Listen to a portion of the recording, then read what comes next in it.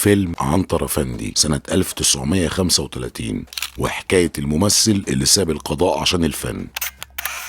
فيلم عنتر افندي فيلم رومانسي اخرجه الممثل والمخرج والمؤلف استيفان روستي، اللي كان له دور كبير في تاريخ السينما المصرية. الفيلم انتاج اخوان بركات، شارل وهنري بركات. الفيلم كان بدايات المخرج الكبير هنري بركات اللي شارك في انتاجه وهو مونتير الفيلم، وهيبقى له حلقة خاصة نظرا لاهميته في مجال صناعة السينما. الفيلم تصوير الفيزي اورفانيلي، الحان وموسيقى محمد الكحلاوي شيخ المداحين. كان بدايته في السينما في فيلم عنتر افندي وفرانسوا روستي.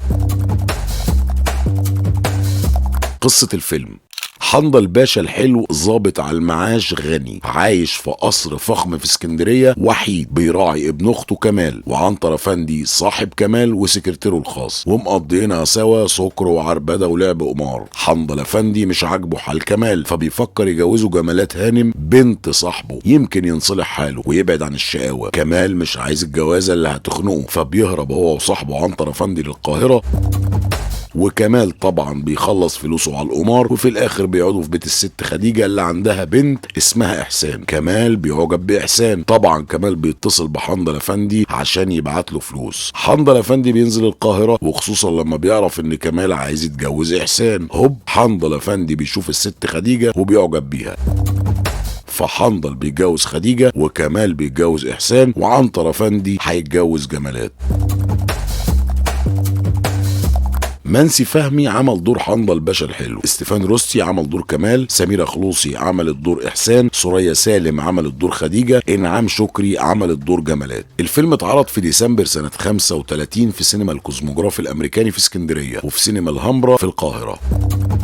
اتكتب عن الفيلم انه تم اختيار ابطاله من نوابغ الممثلين والممثلات المشهود ليهم بالبراعة في التمثيل، وفعلا لو بصينا على الممثلين هنلاقيهم كلهم جامدين. حتى سميرة خلوصي اللي اشتغلت ادوار قليلة في السينما، اول عمل ليها كان بطولة قدام محمد عبد الوهاب في فيلم الوردة البيضاء مع المخرج محمد كريم.